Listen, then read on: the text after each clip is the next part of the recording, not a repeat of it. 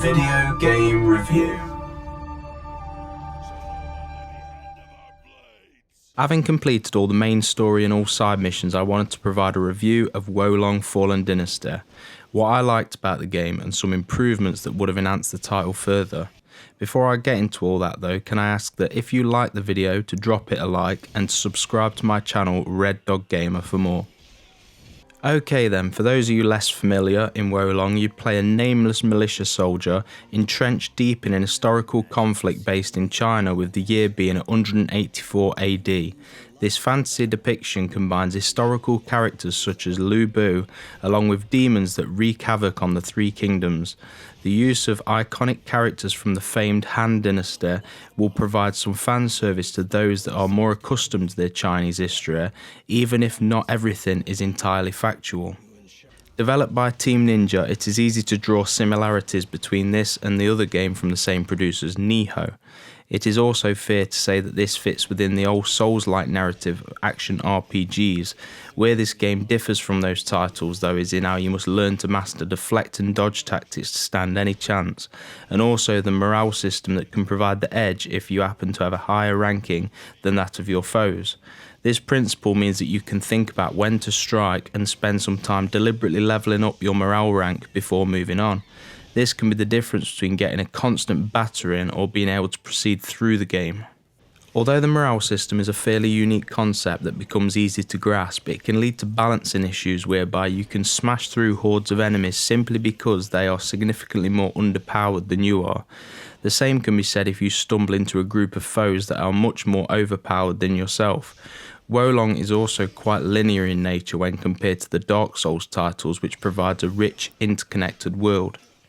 Despite being linear in nature, the level design is fabulous, and whilst playing I genuinely felt like a glaive-wielding samurai looking to restore balance to historic China. Everything from villages, snow plains and dark caves looked absolutely stunning. The action is razor sharp, and I never experienced any noticeable performance dips whilst playing on the Series X on performance mode. This seemed to provide a constant 60 frames per second. Although standard enemies are less memorable and somewhat repetitive, the game features some more memorable boss encounters.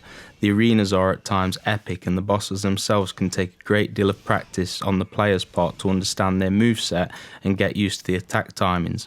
Even though I died on some of these bosses countless times, the overwhelming urge to somehow find a way through kept me pushing on. With this, the satisfaction that comes from finally getting past a major roadblock is immense. Wo Long features conventional RPG elements whereby you level up your character and thus have the opportunity to buff up 5 different elemental type traits. These allow new elemental attacks to be learnt whilst also increasing your character's different attributes. As you make your way through the various levels, you will soon be inundated with loot ranging from different types of weapons to armour sets.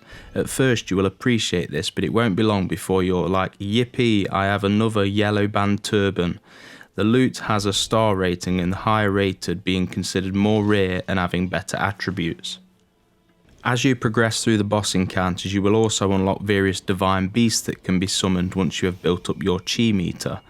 These are unique beasts that can cause different elemental damage or buffs, and can be used strategically to help you through a tricky situation or boss encounter. You will enlist the help of various historical characters throughout the game that will fight alongside you. Although less effective in boss encounters, they can be useful at taking some of the aggro off you, which can be incredibly helpful.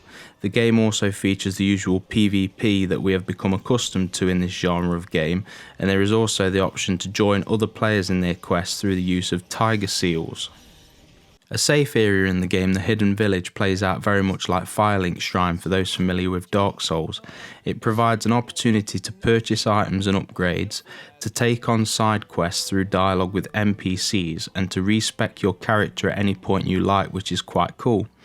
The game's side missions, despite becoming quite repetitive, were in the most part enjoyable and provided an opportunity to level up my character so I was better equipped for the main missions. Some of these side missions provided a stiff challenge, and defeating them provided valuable upgrade materials. Generally though, the side missions involved either clearing out a previously seen area, taking on a boss battle, or defeating various waves of enemies. In conclusion then, I had a great time playing Wolong and thoroughly enjoyed the razor sharp fighting mechanics.